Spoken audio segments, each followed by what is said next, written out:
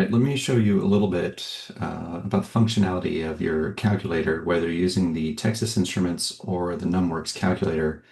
And that's if you're kind of in the middle of an operation or you're in a certain screen and you just want to get out of it, you don't really know how. Um, so, for example, with the Texas Instruments, you can quit out of anything. So, here I am, I just finished recording a video on graphing box plots. Now, if I wanted to quit out of this, notice you have the word quit right here above the mode button. And for me, it's colored blue, which means I need to use this blue second key in conjunction with the mode button. So if I hit the blue second key and then I hit the mode button, it quits out and it brings me to just the calculation screen. Um, if I were in some kind of statistical calculation like this and I'd gone, oops, I don't want to be here anymore. I can just quit out of it, right? Um, a lot of the times, let's see, this might work. If I was in a program and I thought, oh yeah, say I do that. Oh, I forgot to calculate degrees of freedom. I need to get out of this.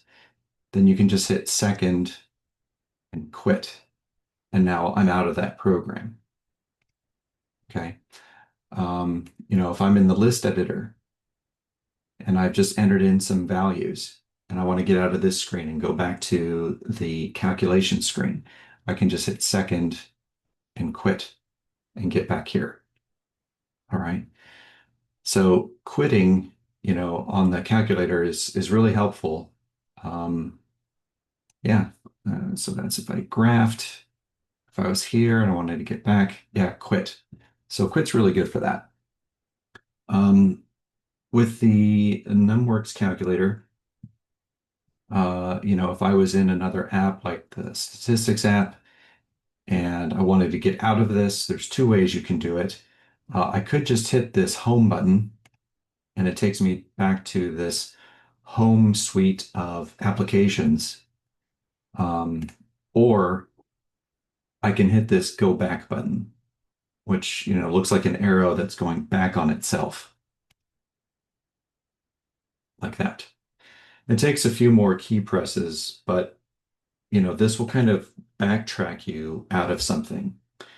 Um, if I were in the inference app and I had chosen tests and I was doing a two proportion Z test and, I had gone this far in it, oops, and I'd click next and I was here and I'm like, oh, I want to go back.